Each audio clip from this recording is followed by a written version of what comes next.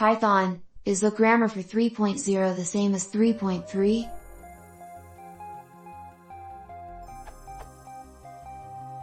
I noticed when setting up a pydev project in Eclipse that the latest grammar version available is 3.0. However, I noticed in this question/answer that the grammar from 3.0 doesn't change when moving to 3.1. Is the same true between 3.0 and 3.3? Thank you much.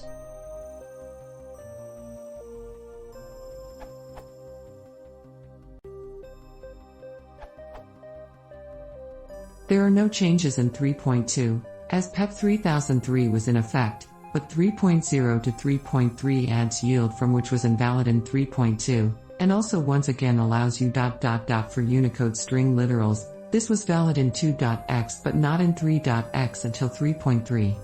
See this URL. If you don't use either of those features, you should be fine with a 3.0 grammar. If you do use those features, yield from is handy, but you're unlikely to have you tagged strings if you've been coding in Python 3.x, then that might get improperly colored and or flagged as an error. I don't use pydev and don't know what it actually uses the grammar for. You might give it a try anyway since the syntax differences are so small.